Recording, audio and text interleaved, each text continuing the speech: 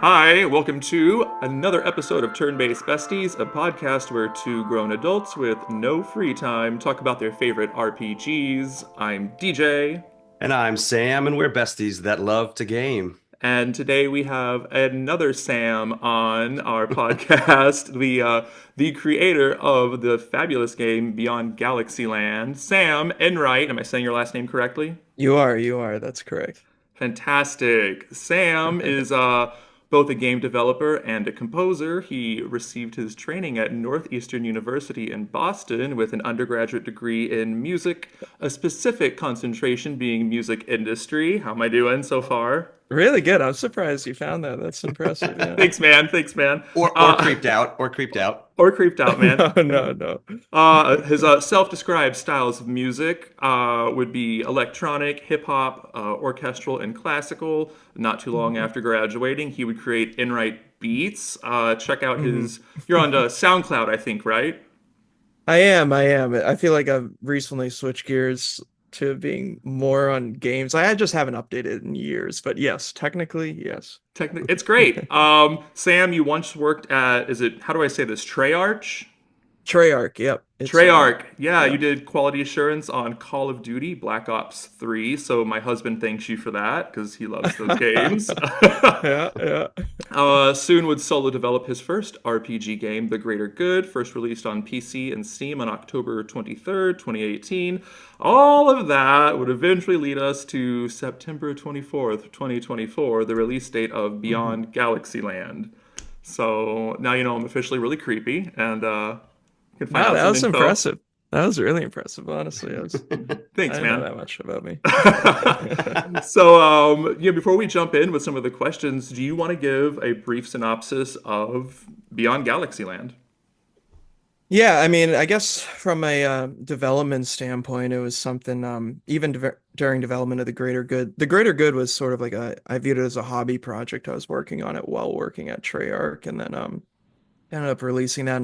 And sort of like halfway through, I realized I wanted to take it more serious, I guess. And I also love sci-fi and all that, so I was desperate to finish the greater good so I could get working on Beyond Galaxyland, and that's sort of what's led me here. It took a while. It's been a four-year project or so, and but yeah, it's just it's a homage to classic turn-based RPGs I love. I mean, I gotta shout out Chrono Trigger. It's my favorite of all time, and I don't know. I just grew up loving those games and wanted to take a shot at my own, and yeah, that's Nice. I mean, you did a fantastic job, I've got to say, for thank you, thank you. the one of the two games that I've played, but I just downloaded The Greater Good, so I'm going to try to Oh get. God. I'm gonna no. It looks great though, so I'm gonna try to get Uh, to that sometime in the next 6 or 8 months. No, I know because that was your first ever mhm. go, right? Yeah, it's like, if Beyond Galaxyland's indie, The Greater Good is like the most indie. It's rough around the corners, but maybe there's something in there you'd like. I don't know. That's okay. I think I'll find something to enjoy about it. You probably already kind of went into it a little bit, but when did you, and was this pre-degree, post-degree, somewhere in the middle? When did you decide that you wanted to make video games? Yeah, I in high school I like tinkered around with making games. I use this engine Blitz 3D. I feel like some people know what that is, and for those who do, it's a very specific audience. But anyways, then in college, I just got really into music and sort of put that to the wayside. And after school, I moved out to LA to pursue that whole career. And I remember joking with my buddies because I still in the back of my head liked making games and I love video games in general. So in the back of my head, I was like, or I guess not just in the back of my head, I was telling my buddies like jokingly, if I ever couldn't cut it with music by like age 25, I was going to switch gears and go back to making this game I had drafted up, and that's The Greater Good. And basically, yeah, age 25, 26 rolled around and I wasn't where I wanted to be with my music career. And so I swapped gears back to making video games full stop, more or less. And Treyarch was kind of the catalyst of that. I was looking for a job in LA and just sort of it feels like I stumbled into working at Treyarch, and that sort of got me surrounded by the video game industry. And then I got to go to E3 that year, which was like a dream of mine as a kid, and just got like really big into thinking about making games and getting obsessive about making it at, to a degree. I feel like most developers of like these solo projects are obsessed with these things, and I was no exception. I just got really into it and thought it made a lot of sense for the skill set I had, I suppose. Awesome. Cool. And I know that Chrono Trigger, big influence for you. We're gonna get other Sam to play that at some point. Sorry, throwing you under Yes. the bus. No. No, so about kind of my gaming backstories, I was the kid that my older brother was playing the games, and I just laid there because he got to play the system and he was bigger than me, so I Yeah. couldn't say anything about it. So my journey with gaming has been more in adulthood, and so that's a little bit of Mhm. the give and take. He has the history, and I'm waiting on the remake. So I want the remake and remaster of Chrono Trigger, and I'm excited to play that at some point. They've been talking rumors for years on that. I know Yeah, Chrono Cross just got the re-release, not like a remake or anything, but I Yeah, I hope they do, but it's such like a like I love that game the way it is. I'm like a purist with Chrono Trigger, but I would definitely have to play it if it came out. So yeah, I hear I you. know. I mean, even if they just ported it to the new Switch or to like PS5, Hmm. I'd be I happy know, I enough with know. that. Yeah, I I agree. know. It's strange it's not there, but I it's all know. right. Hey, let's get to this Easter eggs list and see how crazy I Mhm. am, and see if any of these are actually Easter eggs. No, they um, probably are. They probably are. okay, cool, cool, cool. So okay, here's one that I think was maybe just like a small little nod to Lunar Silver Star story complete. Hmm. So when Rosie's like, "All right, bye, I'll see you," and then they're on the train, and Rosie then chooses to go with Doug at the last minute. That's kind of like when Null and Luna, or Alex and Luna, are Huh. leaving to go to Maribia, I think. So, okay, I've played that game, but it's been years. So, I want to say it is, but maybe it is like subconsciously, but I don't know if that was the genesis of that, like originally, but maybe it was. I don't know, but I'll take it. I like That's that game a lot. So, that's Par fair. partial partial credit. I know. It's yeah, like yeah, I yeah. know. I'm That's a starting off. specific one though. I know. I was like, I'm starting off with like the most esoteric one. So, but I Yeah, promise the yeah. rest of these are probably pretty normal. So, like traveling to multiple planets, Hmm. Fantasy Star and or Star Ocean. Hmm. Hmm. Yeah. Yeah, Um. no, for sure, for sure. Just that whole like there I feel like this whole genre of games like Mass Effect 2 and Yeah. just that sort of like freedom to explore around and put people in the pilot seat. And Right. yeah. Hmm. Cool. The monster collecting, obviously Pokemon or Hmm. Persona. Hmm. The the tree with the apples and Bessie. Those are both Greater Good references, aren't they? They are. How'd you know that if you didn't play them?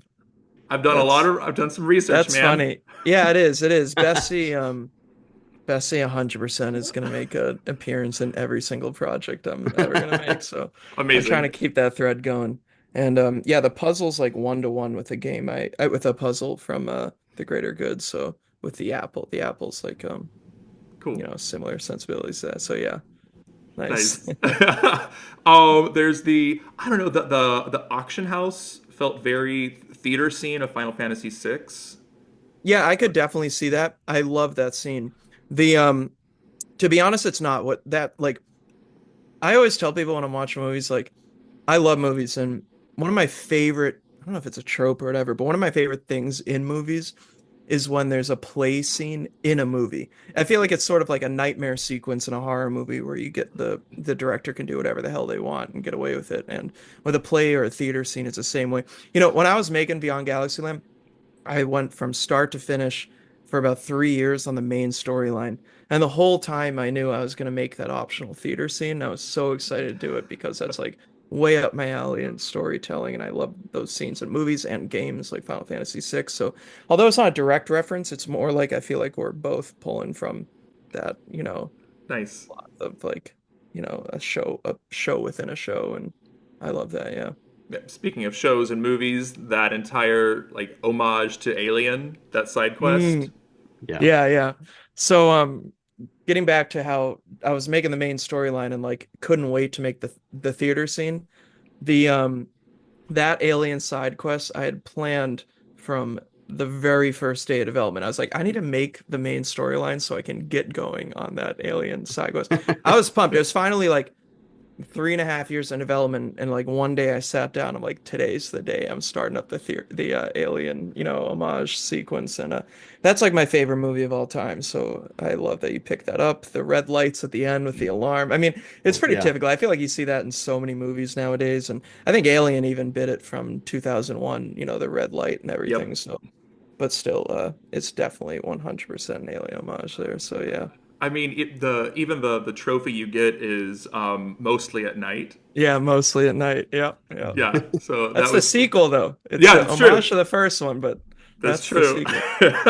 Call you out on that. I'm just kidding. No, that's cool. No, my husband was watching that one, just watching me play that side quest, and Alien is his favorite like franchise, and he was like, "Oh, Mhm. whoa, they're referencing both of those," and Yeah, I was like, yeah, "Yeah, they yeah. are." I've got a whole list. I'll send to you. I don't want to waste too much time, but I'm like, "Oh my gosh, all these little Easter No, that's eggs." awesome. Send it over. Did you play Metal Gear Solid, the OG? I No. never have. You guys need to get on that one. It's obviously an all-time classic, but there's a sequence in there I've been called out on a couple times, but it's directly paying homage to that game. But I Cool. guess that's a story for a different day. I guess, yeah, a different time, a different podcast. But so yeah, there's obvious influences from these retro Mhm. RPGs that we were chatting about. What about those games kind of inspires you the most? Is there kind of an emotion or a feeling or something that you're trying to infuse into your own work from those prior works?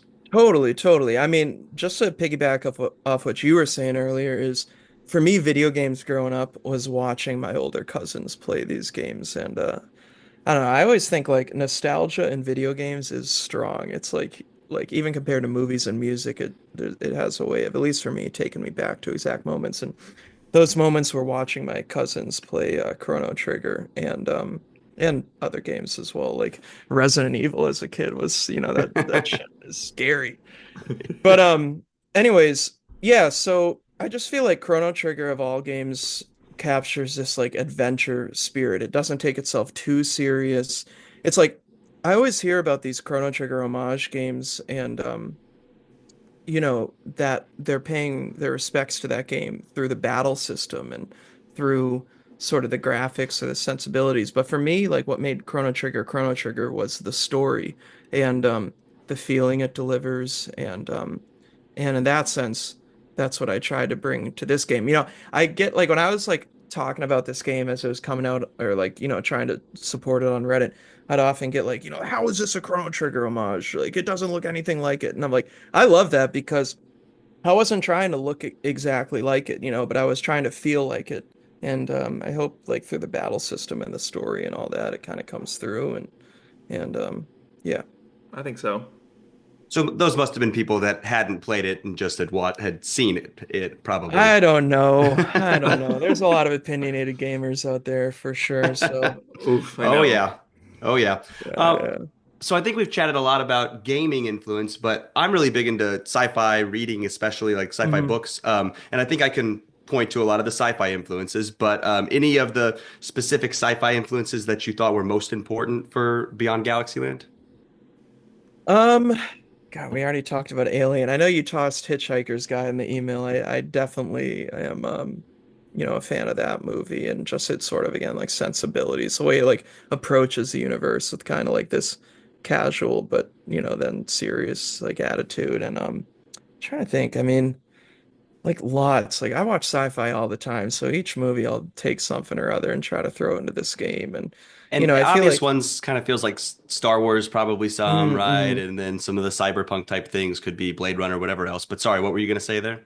No, no, you're absolutely right. And Blade Runner is a great call too, like Terminator, Blade Runner. I like that dark, gritty sci-fi, subgenre. But with Star Wars, definitely, speaking frankly, it's like I definitely took a ton of influence from that, but I'm not the biggest Star Wars fan, just to say I haven't like watched each movie, 50 times or whatever it takes to be a massive Star Wars fan. Um but definitely I'm super inspired by just like their sort of like the fun atmosphere, like just sort of that sense of adventure as well. Like not even sci-fi, but like Indiana Jones, I feel like it's just like the greatest adventure movie and just that sort of like sense of adventure and throwing that into these characters' stories. But Star Wars definitely has that and just that world too. Like, the first movie has so many zany, extras and aliens and all this other shit in it. So just yeah, definitely Star Wars. Nice. Well, yeah, I think all that comes through, and yeah, Hitchhiker's Guide is probably my favorite book series, and I love that. Yeah, kind of the whimsy, the absurd nature, kind of these alien Mhm. species interacting. I think that feeling came through at least from that genre of sci-fi, so I really appreciated that. Cool. How about anything outside of those sci-fi and retro RPGs? Anything that really sparks your creative game development mind that you do? Any other hobbies or talking to friends or hiking or anything at all? Um, I mean, yeah, it's tough to say because when you're making a game like this, like you're living this game. Like, every day if I'm catching myself daydreaming about the game, and then I'm mid-conversation with someone, it might spark some sort of thought or discovery that I need to do this. So, like all the time, but also it's hard to pinpoint.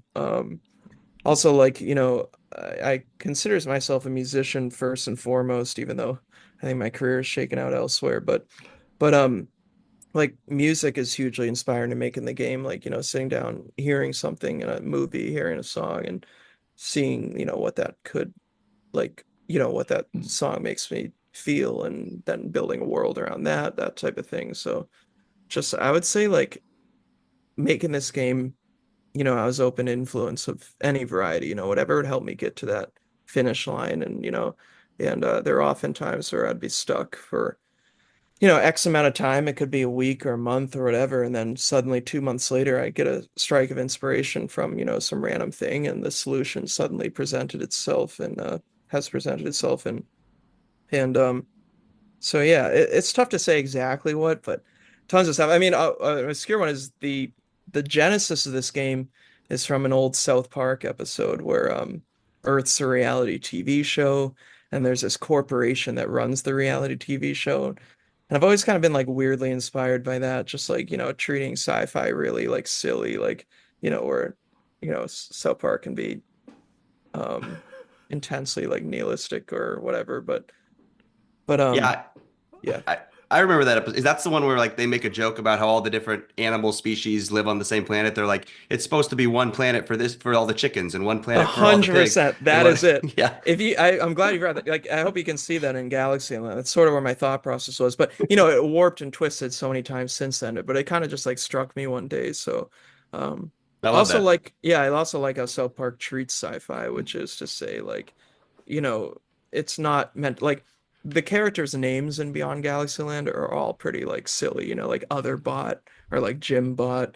Just like treating your, I think like treating the world in a silly way. I get inspired by South Park, but then they're also able to like, buckle down and tell a serious story within that, and balancing those two lines is, I don't know, something they do that I find inspiration from. So, Yeah. Absolutely. Yeah, they're in their own way master storytellers. So yeah, I think mhm. so. Yeah, I think that totally comes through in that each planet or area that you go to in Beyond Galaxyland kind of has their own set of characters or monsters or people or humanoids or whatever that don't necessarily exist on the other planets. Does that make Mhm, sense? mhm. Yeah, that was really kind of cool. Not to, also kind of cool to not to see the same monster just in blue Yeah, in the next yeah. battle, which was pretty No, it's nice. funny. Like I feel like whenever you're playing these old school turn-based RPGs, like the reskinned enemies where like every area has the same enemy reskin, like that always pissed me off. Like I think it pisses off a ton of people with these games. I mean, maybe not pissed off is too strong of a way to put it, but yeah, so I try to avoid that as much as possible. Like it wouldn't make sense in Galaxyland to have the same monster on, whatever creature on each planet. That being said, towards the end of development, I felt it needed a little more variety in its battles. So like the elementals were brought between different planets. But I thought like lore-wise, that still kind of made sense. Like, what the hell are these things anyways? So Yeah. like, who knows where they live. But All the planets. That makes sense. yeah, The exactly, the planet exactly. that fits with their element. It makes sense. Yeah, Exactly. yeah, thank you, thank you. Uh, circling back, you're like me. You're a musician. That is Hmm. my number one job, Cool, also. cool. Yeah, So opera, right? yeah, yeah. That's impressive. See, That's yeah, cool. Yeah. yeah. That's what I do, man. And it's you hear it like you. I didn't do form and analysis of everything in Beyond Galaxyland because, God, we're out of undergrad now. But you can hear that you are this trained Hmm. musician in the scoring. Do you plan on continuing to kind of be this hybrid game developer and composer, or is that your hope? Is that your dream scenario? Is that you get to score for all these video games? It's funny you're like, yeah, you're spot on. I sort of been telling people, in my camp over here just that hopefully after Beyond Galaxyland releases, I'll be able to score some soundtracks and work on my own projects. The original thought process of making The Greater Good was just like I was like frustrated my music wasn't going anywhere. So I was like, you know what? I'll make a game to put my music to. So like it was almost like I make games for the ability to put my music somewhere. Like it's funny to me because when the trailer for Beyond Galaxyland premiered, um I wasn't so much excited that the game was finally getting shown to people. I was more excited that finally my music was getting played for a lot of people. I've been hustling at that for, 10 years at this point. And so, yeah, like music for me is a career I'm always going to be interested in. I make games to make the music. I think people underestimate how powerful music is in games and movies. And yeah, I'm hopefully going to be doing some soundtracks soon. I don't want to say anything too soon, but I'd love to, yeah, 100%. Awesome, that's great. We'll be looking forward to all the music and all your new Yeah, yeah. games or other soundtracks that you do as well. Yeah, yeah. If Thank you, and when thank you you. can let us know what games you're doing soundtracks for, please do. Yeah, I will, I will. I appreciate that. yeah, Thank you. awesome. So you as a musician yourself, are you like an opera singer exclusively? Do you, Um, dabble in any other fields? I There's so many, I mean. I know, right? Since you're a degreed musician, you'll know this term, new music. Hmm. I tend to Yeah, I yeah. tend to dabble Like between super modern or something? super mod. Do you know Sarajevo? She just died like a year I'm ago, not I sure I think. do. This Finnish composer where it's Hmm. nothing but major sevenths and tritones and Hmm. like glissando right in the middle of the voice, so you sound like you're almost supposed to crack. Interesting, It's interesting. it's some wild stuff. So yeah, if it's not Mozart, I'm doing the most modern stuff. That's cool. That's cool. I mean, I love hearing just like people experimenting within their fields, and that's the Yeah, best. no, it's pretty fun. I've lucked out with some weird hybrid modern music and super old music. Yeah, yeah. And Yeah, I'll shout out for DJ here for a second. He's also a vocal coach and teacher, and sure. just recently his students placed like first in a whole bunch of categories and nationals and all these different things. So Oh he's great. He's yeah. great at that too. Wow, congrats. No, that's Thanks, man. awesome. Thanks, man. Yeah, it's pretty But nice. back to Sam, No, The no. Sam of the hour. Um, with within game development, is there any one aspect that you're most excited about that you're excited to do for the next project even that's your kind of your favorite? Yeah, like what I get excited for is picturing the final product. So I'm like obsessing over getting to that finish line where the music, the visuals, it all comes together and tells that story moment that I'm hoping for. Like I'm driven by storytelling and like music's just a part of that. And so I'm mostly motivated just from like delivering story points and, hopefully surprising people, but just yeah, just like seeing the final product and hoping and like curiously exploring if your vision can come to fruition, like that is really driving. So um yeah, I would say just like delivering a story. Like I love story-based games and yeah. Does that final product kind of live in your head, or are you able to write it out? Are you able to kind of, or just the exact what it's going to be lives in your head until it's there?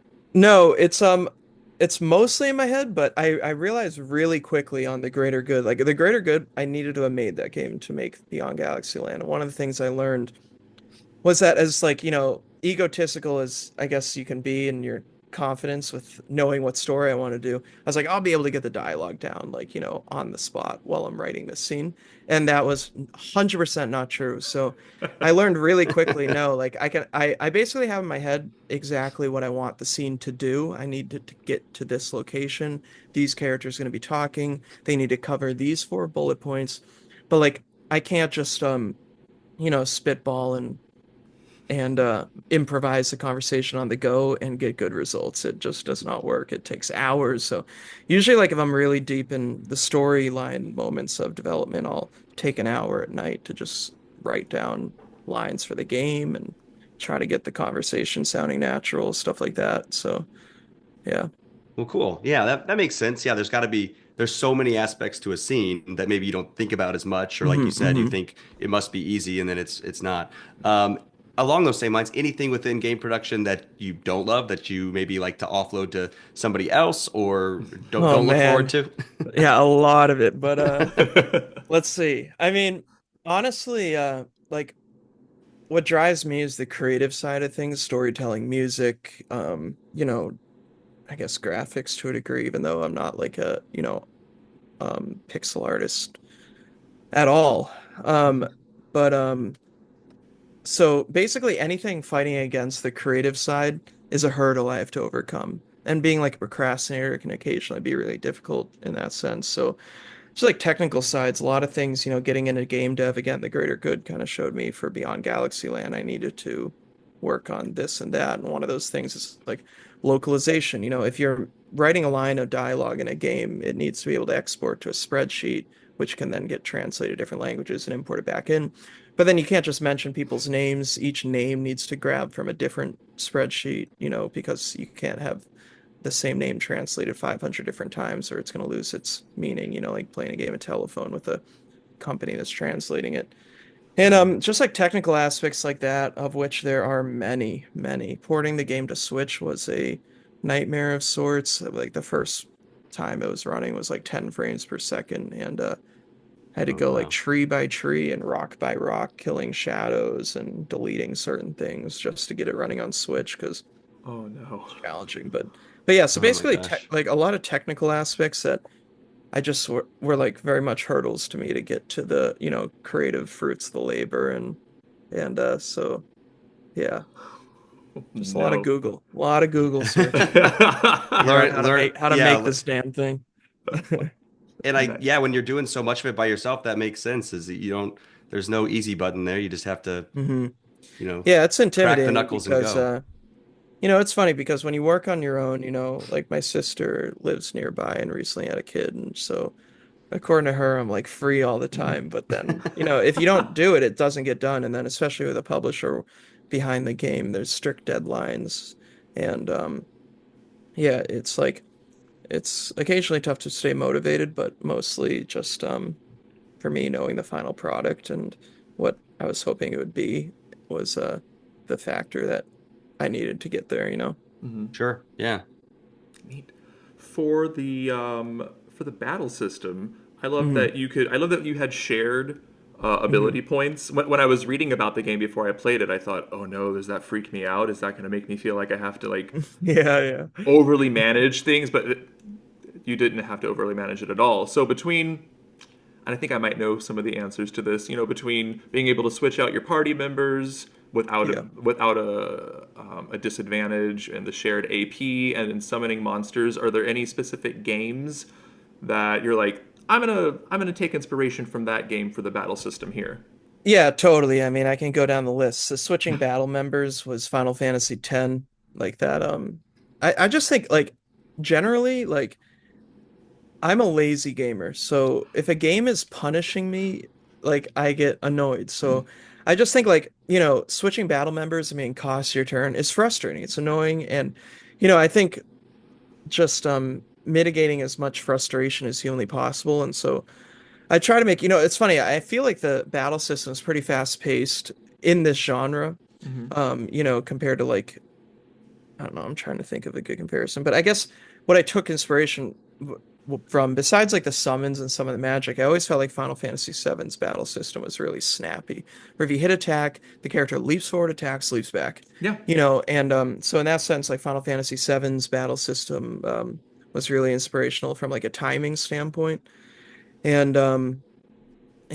Chrono Trigger's battle system was hugely inspirational just from like a simplicity standpoint. I think, modern games are so obsessed with like more, more, more. Whereas I think Chrono Trigger proved you can create, compelling combat and like, these thrilling moments without having, 1,000 different options and 1,000 different mechanics at play, but instead a few hopefully good ones. And I try to take that simplicity from Chrono Trigger in that sense and, just boil down an RPG battle system to what makes it fun from all these different games. And, I always find it funny because I think with these turn-based RPGs, the holy grail is this feeling where each moment is like you have to like it's like a thrilling like, you got to be quick type of feeling. But in actuality, the battle is completely paused and there's a menu sitting in front of you. So it's like this weird like illusion that there's this fast-paced battle happening when it's really just a series of choices in this genre, at least I'm saying. And Oh yeah. so I try to just sort of convey that feeling and yeah. Nice. Well, yeah, I thought there you talked about taking away kind of frustrations and those kind of things. So I'll give a quick shout out to I really appreciated how you can activate the quest and then it kind of guides you if you need to know which planet you're Hmm. going to, which thing you're going to. Some people might like to, wander around forever and until they find their way, but I appreciate that form factor there. So thank you very much. Oh, thank you, thank you. It originally didn't have that, and I was like, just considering the game a couple of years in development, like I need to throw that in, but it was a huge overhaul to get, tracking quests going because you have to see which area it is, which areas connect to other areas, track that path, and then I'm glad to hear it maybe paid At off so least I far. appreciated it a lot. I don't Yeah, know yeah, about no, every other thank you. gamer, but yeah.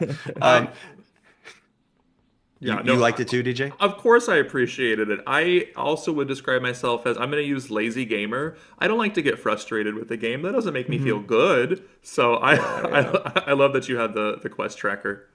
Yeah. Yeah, it's funny. I had to like remind people through the dialogue a couple times, like you're checking the radar, right? Because I feel like you forget it's there because it's a pretty simplistic radar. It's not like the areas are outlined, but the main information you need to know, that little gold exclamation mark is always there. So I think, hopefully the information for players to not get frustrated is there. I think it was a good balance between helping out and not being too hand-holdy Hmm. from my, Hmm. from my perspective. Thank How you, about thank with you. the characters? Did you any of them that resonated with you the most when you were making them, or potentially that you based off anybody? Um, I guess I feel like, everybody in that game is based off everybody I've ever talked to, just the human experience I try to convey into that. Like my goal with writing the characters was to not be wordy. I feel like like I saw you played Metaphor this year, and so like, with a game like Metaphor, all power to it, but like this intensely, old fashioned or like, what's even like fantastical language, we're just like this like old English. Like I try to throw that away, in terms of these characters and just tell these goofball humans thrown into this story. Like, what if you were a teen thrown into Galaxyland? Like how would you talk? How would you experience that?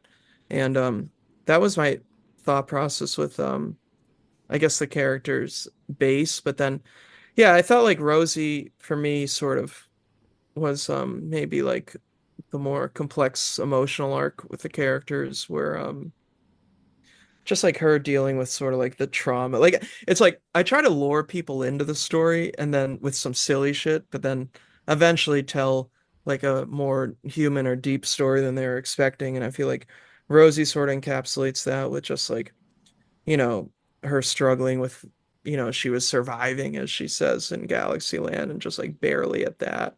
And Doug kind of, reset her back to feeling like crap about the whole experience of losing everybody you've ever known. So, I Yeah, mean, she was like almost getting over it and then had to be hit yeah, with it yeah. again, I if you think could ever get over it. no, exactly. It's a tough story to tell if you're trying to be realistic because it's like on the surface it's a funny story or it's like silly, the characters are silly, but ultimately beneath that is like a seriously dark story, like it's sort of again like getting back to South Park, sort of just like you know this. I don't know why that comparison seems relevant to me, but just yeah, this like really dark storyline, and then yeah, we can have these silly characters. I want people to have fun with this game. It's silly, it's fun. I want people to enjoy the game. But ultimately, like no, like these are people who have experienced some of the worst shit anyone could ever experience. So they can hide it for a bit, but that's not who they like ultimately are. And so I think Rosie, like not getting out of bed for however many weeks halfway through the game was at least an attempt to convey that. And Doug's your kind of classical aloof character, which I think you sort of like need to, like you can either drag the player down every moment of the actual story or tell them, it is this serious story and world, but we'll have fun in the meantime with these characters and I don't know, I maybe got a little sidetracked there, but that's sort of how the characters where I was going about them. No, I agree. I think, yeah, you can't have every single character be an emotional roller coaster, or Yeah, exactly, it wears on you a exactly. little bit. Yeah. I try to treat like the emotional side of things really lightly, and then it's almost like the player's discovery if they want to, oh, like why is Rosie in bed for 3 weeks? Oh, because Doug completely, screwed her up back on Earth and I want the player. I think it's always super powerful if the player comes to conclusions on their own rather than like I'm depressed, I'm not getting out of bed, like let the player figure out, oh, she's been in bed for a couple weeks, huh? Like, oh, I guess that makes sense, and people don't want to consider that, that's fine too, and they can enjoy the, lightheartedness of Marty Bot and stuff like that. I was gonna Well, say I think he was one of my favorite characters. Thank you, Just thank you. I kind of love AI and robotics, those kind of Hmm. things, at least in sci-fi genres, and the fact that he loses all sense of self, though. That was his whole Yeah, yeah. self-worth, and then has to go searching for it. I thought that was a kind of a fun storyline as well. No, I appreciate that. Thank you. I do like that character. He was originally a moving character with the party. There's an optional character, Robort, and yep. that was Yeah. originally Marty. So I realized like because I wanted this character to be able to like you'll often see in these games a small companion character. And like they'll have those, so in these cutscenes you can have that character sort of push the narrative along, and that was pretty much Marty as well. And then him discovering his purpose and all that I thought was just gravy to his character. But I was happy with how Marty came out in the game, honestly. I appreciate you saying that. Thank you. Oh yeah, I also love Robart. I randomly had him in my party near the end, and his dialogue. I don't remember Yeah, yeah. exactly what it was, but it was Yeah, very. It yeah, was yeah. super cheeky and like broke the fourth wall, and I was like, huh, that's No, funny. I appreciate it. Basically the whole game. I was pumped to throw that in, I'm not gonna lie. Basically the whole game he talks in one word, sentences. And then finally at the end, I forget what he says too, but he's like, sure, I was a secondary character and I wasn't given much time, but darn it, you built me and here I am or Yeah, something. Just I yeah, was like, just totally breaking the fourth wall, I think is funny occasionally, so yeah. why not? I mean, it connects back to what you were saying. It was some needed levity though Yeah, at the yeah, yeah. time. Hmm. There is so we're gonna get into spoiler ish territory maybe. So if anybody's listening, they don't want to be spoiled. I'll give you the timestamp later. Um, there is, I think, a pretty great twist at the end that maybe an hour or two out, I was like, I think maybe I see what's coming, but I didn't know. I didn't Hmm. know. Was it always planned to be that twist with I mean, malefactor? yeah, yeah, I'm down to talk full spoilers. I don't know what your policies are, but Full um spoiler. no, so it's funny. Yes, 100%. Everything in that story was planned square one. I thought about this game the whole time I was working on the greater good. Mhm. And so yeah, it was 100% always planned. That twist in particular is really funny to me because it it's I've gone back and forth on it like during development. It is tough to write a story. I would say, like, you see stories in games so rarely, or especially in indie games, because it's the hardest part for me of making this game, and I can point to Malefactor's twist at the end as a good example because, you know, you have some people leaving Steam reviews or whatever review being like, it was so obvious, I saw it the whole time. And then you get other people I'm watching on like YouTube saying like, who is that? Like, what is going on? Like, I have no idea. And you know, during development, you get feedback from the publisher, from playtesters that some people thought it was incredibly obvious and it was like pandering to, it's too stupid. Like, it was not like the twist was stupid, but I was like assuming the audience was stupid and giving them too much information. Other people had no idea who it was. And then so it's like, okay, add a little more line. Like, there's like a line halfway through the game where he's like, I wasn't like you, or, and Yeah. that line maybe was added later because it wasn't hinting up. But then you find out, oh, that's too obvious now. And it's like, you know, through constructing, 10 words in a sentence in this pattern rather than this pattern, you might be the right amount of, hint just to barely hint at it without giving it away, but still making the player consider it. It's like people who like negatively would view like that twist as being too obvious, I feel like aren't giving the right amount of credit to the delicacy you have to present this fine line of revealing a twist like that where you want to make people wonder about it. You don't want to make it Mhm. too obvious. You don't want to make it not obvious and they're like, "Oh, what? Like we were supposed to be wondering who that was?" And Right. so it's with storylines and story moments, you will never make everybody happy. And I just felt like that twist was a tough one to pull off to make as many people as happy as possible. And anyways, yeah, that's what I'll say about that. I mean, But yes, it was always planned. Yes. we're happy with the twist. I said in the Thank you. email to you also at one point, and I I I liked the character Rosie a lot, but at one point I was like, huh, okay, so it's been a year for you. Convenient Hmm. lie. So I was thinking like Hmm. maybe she's not who she's saying she is. That'd And be interesting. Like she's the malefactor. right, no, that's what I That'd be thought for badass. a little bit, and then I was like, no. She was just depressed right there. Doug made her sad. No, that's a solid idea. I feel like maybe if I stumbled upon that earlier in development, maybe things would have been different. But no, I like that. I like that. I mean, you're speaking to what I was hoping that people would wonder who that character is. I want people to be asking that question, but I don't want it to be super obvious. But then it needs to be just obvious enough so when it actually happens, you know who it is. Okay, Yeah. I'm confirming my suspicions. But it's funny, some gamers they feel that confirmation and that's like the negative, like, oh, I knew that already, like I'm gonna feel negative about that. Some gamer, it's just like I always find it funny, these stories like with gameplay and with music it's so subjective. Is it a good song, is it a bad song?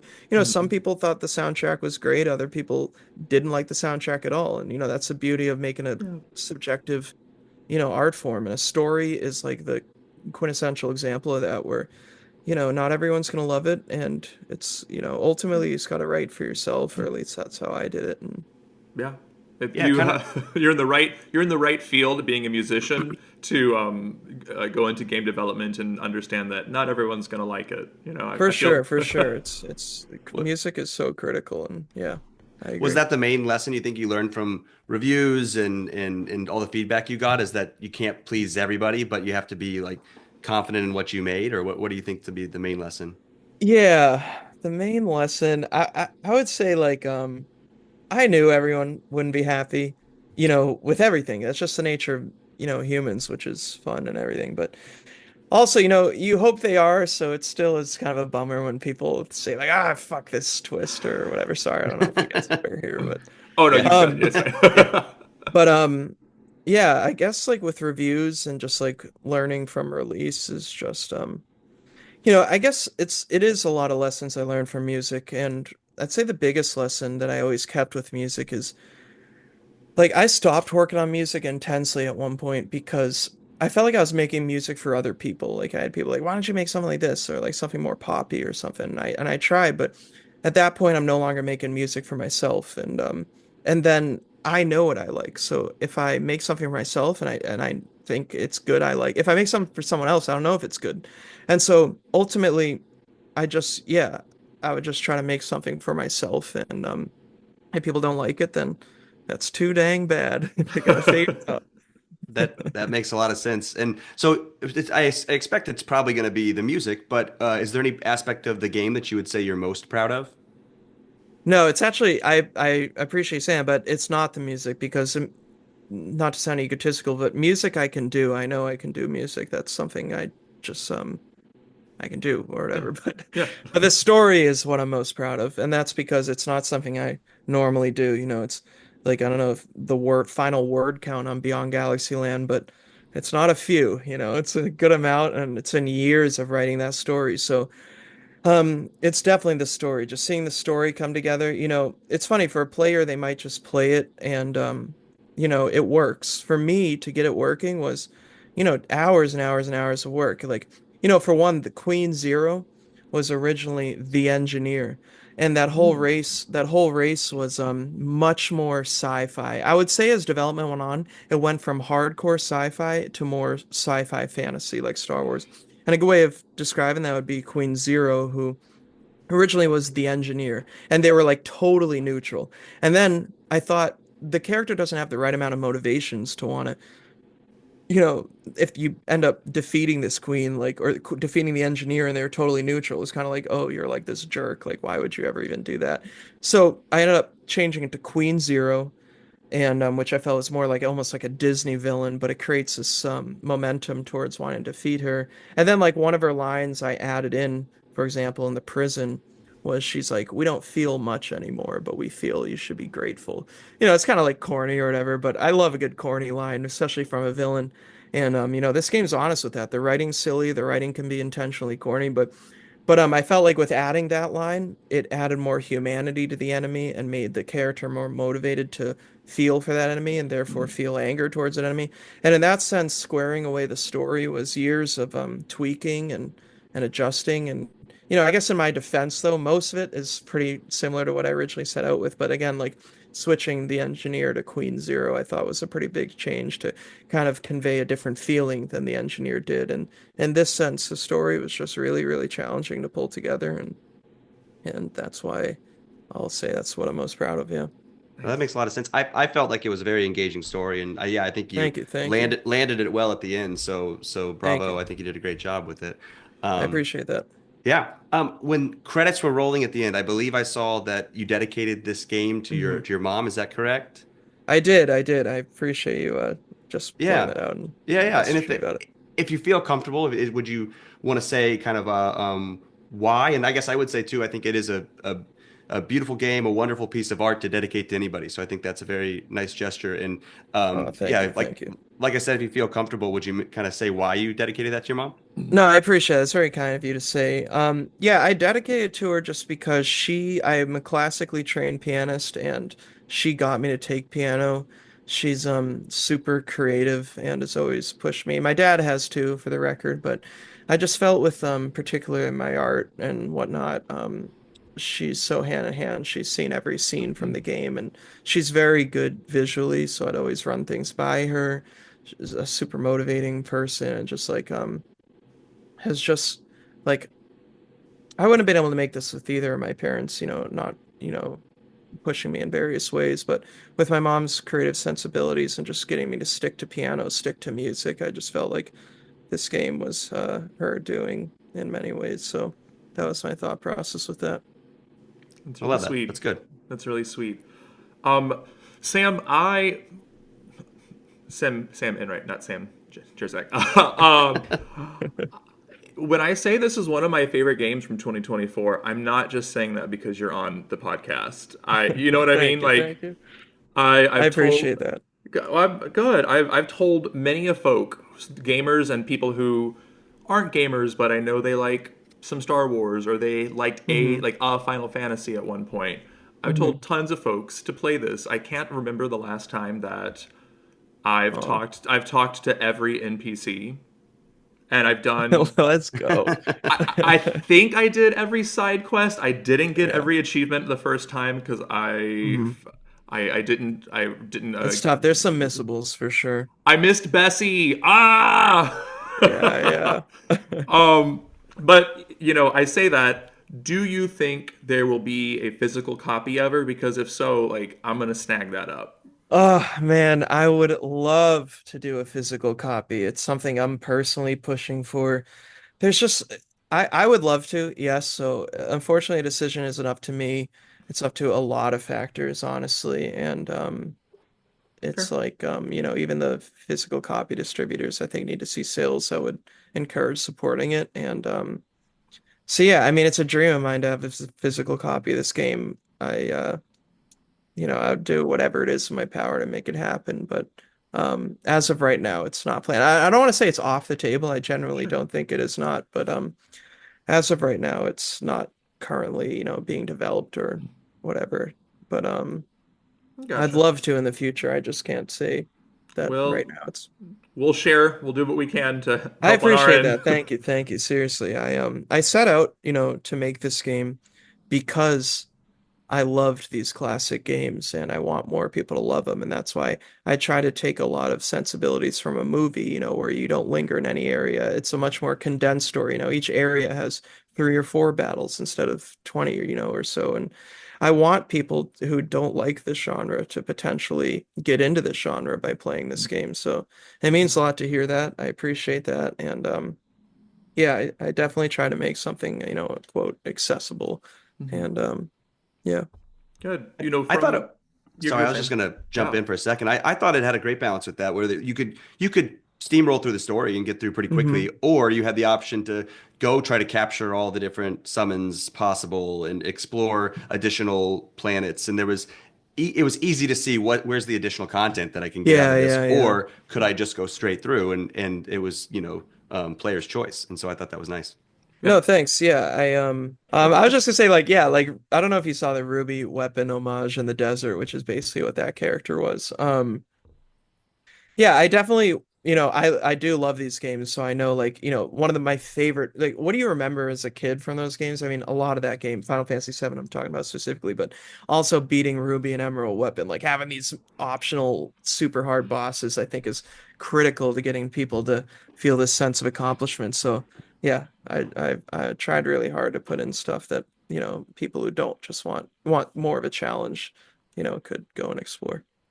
I even did the super boss. Sam knows that I am such a curmudgeon when it comes to like post game stuff. I mean, because I'm there for the story Hmm. for the most part, Oh, and me You too. almost Me never too. Me do too. I almost the in-game never stuff. do end game or do super bosses, but I did. I beat the Crimson. I beat the Zolom character. Oh I yeah, did. nice, nice. Let's go. Yeah, that's awesome here. I didn't, but for the record, I got Bessie. So there you go, DJ. Nice, Did nice, you? Ah, nice. damn it. It's Yeah. fine. I'm gonna play it again and get Bessie. Um, you know the story really is so tight from the beginning to the end. Thank you. I think there's a nice button at the end of the story. That being said, would Hmm. you ever consider a sequel? So, so like I've heard a lot about the ending. It's funny. It's funny when I was making the game, I thought the ending was really buttoned up. It wasn't until we got a mock review done of the game before it came out that it was pointed out to me that the ending is like a cliffhanger or whatever. But personally, I never viewed the ending as a cliffhanger. Like I viewed the end sort of as like a setting, not necessarily the goal of what they were supposed to be stopping. I felt also, I come from my world of movies where I love a ending that makes you think. And on the one end, I didn't want to make an ending that is unsatisfying. So like there's, two bosses, a big reveal with a malefactor, the big first person sequence. There's five original songs in a row right at the ending. And so I wanted to be feel satisfying, but I'd love to do DLC in this world. I have like really funny ideas. One's pitting Boom Boom against Doom Doom, his like rival, which I thought was a really stupid but funny idea. Nice. But as far as continuing this particular story, I honestly currently don't have any plans for it. I feel like, the story I always want to tell, like if people go into that, be like, oh, they had to rush development and they cut the story early. That is not the case. This was always the story incomplete as I viewed it. And I just felt it wasn't my responsibility to tell the story of Doug and Rosie, their entire life of adventures. This is their story as told in this game. And yeah, they zoom off to the end to stop the end at the end of the game. And Mhm. obviously, it doesn't clarify what exactly happens after that. But, I don't know. I don't want to say too much on it to just not clear up, not clear up people's foggy imaginations. But, like their protagonists, I think they're going to do just fine on their own. But it's like, I also just think it's a funny criticism. I heard a lot of negativity. Like if you look at some Steam reviews about the ending of the game, and like sometimes, like, you know, I don't think this is always the case, but it's like almost a negative, like, I wanted to play more. Why don't we know what's happening with these characters? And I'm like, isn't that like a feeling like that should be happening? Like that's like, why is that a negative feeling necessarily? Like I think to long for more stories with these characters, something I do with my favorite movies and my favorite worlds. Mhm. And that's what this game does too. And so no, that's a long-winded answer, but I currently don't have plans to directly conclude the story. I originally wanted to do like a three-season TV show like script for this game, and so I sort of stretched it out in a different way, but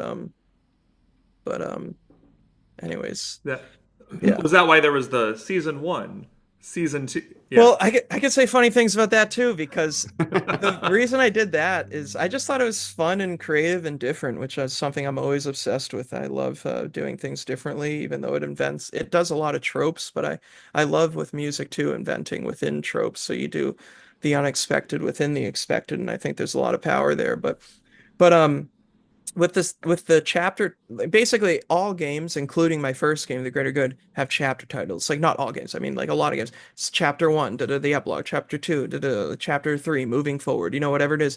And I was like, you know what? This was originally I had this idea for like a TV show or something. I'm gonna write this as if it's seasons of a show. But then and it was just two seasons. That was always my plan. Like from square one, it was two seasons, and I was just framing it as like, basically part one and part two. But then you'll get like negative reviews that'll say like it only has two chapters. And I'm like, that's not like I'm not making something to be compared to another Right. game that's done it this way. And that's what I try to point out by doing it by seasons. Like, but then it doesn't work on everyone, you just piss people off by doing whatever the hell you're trying to do. So there's no winning. There's no winning. But with seasons, I was just trying to do something different, frame it like again, I try to take tons of sensibilities from movies and TV in the way the story's paced. And I thought, let's take it a step further and just call it seasons instead of chapters Thought it and was I think it was a cool. nice touch. Yeah, I think Yeah. it's a cool touch. thank you, Um, thank you. You yeah. and not many other people, I guess. I don't know. Well, well, that's the end of the questions we had. It sounds like you might have had too many comments from the gamers playing your games, but if you did have any additional questions or things you'd want to ask of us, we could open the floor for that, but it's up to you. No, yeah, I did. I like hearing like so like just I was curious like what like you prefer doing the side quests or the main storyline? Like I felt like the side quests were, quick hits, but I don't know, I'm just curious where you guys would sit between those two. I like doing I enjoyed the main storyline, and it was nice to take a little side adventure to do some of the side quests, especially like the alien one where it said, "Hey, this is going to be was it 45 minutes or something?" Yeah, yeah, Like, it yeah, points it out Maybe that in 20, you're yeah. stuck. yeah. I was like, "You're going to be stuck here for a little bit." I'm like, Hmm. I've got an hour. Yeah, let's do this side quest really quickly." Yeah, yeah. Yeah, I mean everything seemed pretty enjoyable. Yeah, just again, I typically do not always do the side quests if especially if No, it's that's like cool to hear. Yeah, I love yeah. that. Yeah. No, Gosh, I would it agree. I takes me really some like doing time. the side quests. I like that I could just keep trudging forward, or if it sparked my interest, hey, I'm gonna go to this planet, or hey, I'm gonna Hmm. pursue the ship there for the alien side quest. Was great for me. And like DJ, sometimes I might have 30 minutes to sit down and play. So it's really nice that it Hmm. says, hey, this is how long it's gonna take. I'm like, awesome, let's do Yeah. it. Yeah, yeah. What So like what are there other games like what other indie games do you guys play these days? I'm just curious where you guys' heads are at with like the indie scene and RPGs and whatnot. I just played so the other two indie games that I've played that we're going to talk about maybe doing on the pod this year also is Beloved Rapture Hmm. and Cricket J's Very Peculiar Adventure. Oh, I don't know if I know that one, but I'm not like I feel like I'm not super knowledgeable in indie RPGs, but that sounds wild. I don't know what's going on in that one. It was the Cricket J was. Have you played Nino Kuni, or are you familiar with I that have. one? I love that game. I think that It, game's absolutely fantastic. I love Nino Kuni. It's even Jay, the character, has like a blue top and a red cape, and kind of looks like Hmm. Oliver. And he's dealing with the grief of his mom who just passed. Hmm. So like it's again like kind of a carbon copy a little bit in that way of Nino Kuni, Yeah. but it's this very Earthbound inspired quirky Cool, cool. humor. Again, you don't get penalized for switching out your party members, kind of Yeah, thing. yeah, Super yeah. appreciate that. There is also a timed pressed component to battling as Hmm. well. It's colorful. It was fun. It didn't overstay its welcome, which is Yeah. nice. And then yeah, Beloved Rapture basically was like a SNES homage, kind of Final Fantasy VI meets Lufia 2 Hmm. in some ways. And I had a small interest in it because it also had a queer protagonist. Like the two protagonists were queer in it, and Oh, I cool, thought I was like, cool. that's cool. Like you don't see that very often in games. Hmm. That is cool. Yeah, so I liked those. What about you, Sam? What are some indie games? Either Sam, Me, Sam, or Wait, uh, that Sam? guest Sam. okay. Me. Yeah, yeah. Um, yeah, I played Sea of Stars recently. I thought it was really cool, fantastic. I mean, the graphics are absolutely outrageously good. The pixel art in that one, I don't know if you checked that one out, but I'd highly recommend it. I want to get around to Chained Echoes since it was another mainly solo developed project, which is, I love seeing what other people have done like that. And I think I liked Chained Echoes more than Sea of hmm, Stars, and DJ, you liked Sea of Stars a little bit more, maybe you I think thought, or what did you? a little Yeah, bit I more. I was more in line with Chained Echoes. I thought it was hmm. fantastic, so I would definitely recommend. Cool, cool, cool. Yeah, I'll definitely get around to them. I have all these games in my backlog and I somehow need to find time to play them and I will. But you mentioned Earthbound earlier. I love Earthbound. That's a classic of mine.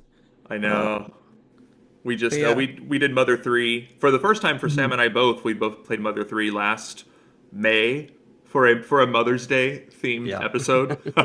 That's cool. That's cool. I like that. For the first time, and that was like one of your top games of playing in 2024. Sam was Oh, it was Mother great. 3. Yeah, yeah, yeah. I really appreciated the story in that one for sure. Yeah, yeah. Yeah, and just like I feel like that one's sort of Chrono Trigger-esque with how sort of lighthearted it is, but then it reaches some serious places too. Oh man, what a Yeah, gut we punch! yeah, we talked a lot about that in the episode, how everything's serious but absurd at the same time, and Hmm. Hmm. they fused that Yeah. pretty, yeah, heavily. Yeah, yeah, I find that just like inspiring, I guess, in terms of atmosphere with stories. And Absolutely. Yeah, we totally what do you agree. guys got next on the docket? What do you That's Well, great that you ask because I think I'm playing Fantasy Star 4 right now, which is my second time playing it, but we're gonna try to keep this space opera theme going for January, February. cool, cool, cool. Because so I think it pairs nicely with Beyond Galaxyland. Hmm. Did you check out Cosmic Star Heroine? Loved That's that a game. classic indie. Yeah, we just played That was cool. by the same. It's Zeboid, right? Is that the How did- developer of That Cosmic rings a Star? bell, but that sounds right. I could go back into our outline. let me Yeah. check. Um, yes, yes, it is. It Zeboid. certainly is. For our Christmas episode, we played Cthulhu Saves Christmas, which is the same developer, which is Hmm. about a Yeah, I've played that. I've gone around that right. one. I had a good time with Cthulhu Saves Christmas. It was a blast. I did too. Yeah. It was super duper cute. So yeah. I'm playing Fantasy Star 4 right now, and I just downloaded The Greater Good, so I'm gonna jump into that for fun. Also, after I finish it, Oh man. Okay, okay. Good luck. I'll let you know. I'll let you know how I feel. Yeah, shoot me Um, an email. I'll be curious to hear what you have to say about it. sure. For both Sams, what are y'all playing right now?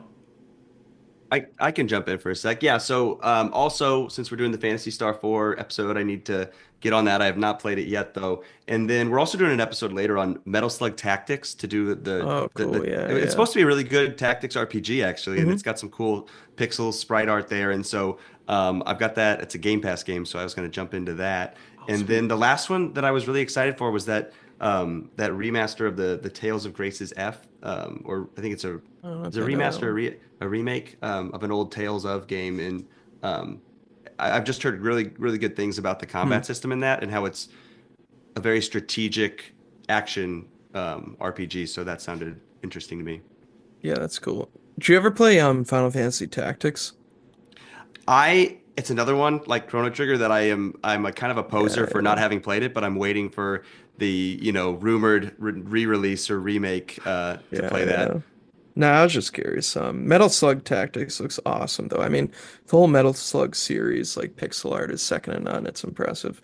That Yeah, game is absolutely. no exception. Yeah. That's cool, though. Yeah. Yeah. What are you playing right now?